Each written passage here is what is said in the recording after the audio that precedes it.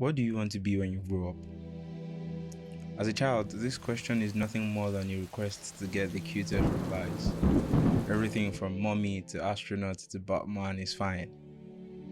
But there comes a time when it's not. No one wears a Spider-Man costume to carry a day in elementary school after all. I started secondary school when I was 8. And by the time I turned 11, I was asked to choose between 3 fields, the one I was going to be stuck in for the rest of my life: science, arts, and commercial. I chose science, but now I write and manage a business and do nothing in the sciences. Why do we put so much pressure on children to decide who they want to be at such a young age, even when the adults asking them that question are not sure of the answer for themselves either? For as long as I can remember, I've always been taught a variation of the phrase, "You have a purpose on this earth. Find that unique gift that makes you different from everybody else and use it." But the truth is, when I come out of my room and look out into the world, everyone feels like a mirror.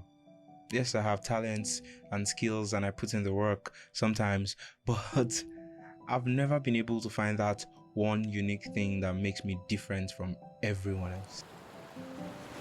We're taught that if we wake up tomorrow and don't feel fulfilled in what we're doing, then it wasn't our purpose in the first place. But that is simply not true. Life is full of unpredictabilities. Things change, and so do people. We make new friends, we develop new ideas, we evolve. Which is why the concept of one true calling just doesn't make sense. Because it means that we are not the authors of our own destiny. That we are bound to some cosmic path that we must stay on unless we fall. I finished high school at 14, and at the time I was incredibly interested in programming. So I went to intern for a tech company and I learned how to code. Then I went to school to become a programmer, but I struggled to finish the course because I just got bored. I didn't like it anymore.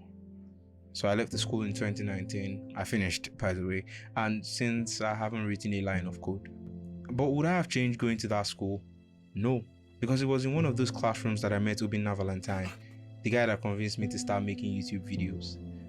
And that's how life is. It's not a straight line. It's a spider web of connecting experiences. Right now, I write YouTube scripts for a living. If I didn't like writing and YouTube individually as much as I do, I would have never been able to combine them to do what I'm doing now. I currently work with the channel Aperture, and honestly, it has been fulfilling. I don't know how long this feeling would last and whether I would move on to something else in the future, but that's okay. Life is a journey of figuring things out, and there's never an end, only an infinite number of beginnings. As a child, the question, "What do you want to be when you grow up?" is just a quest to find cute and adorable answers.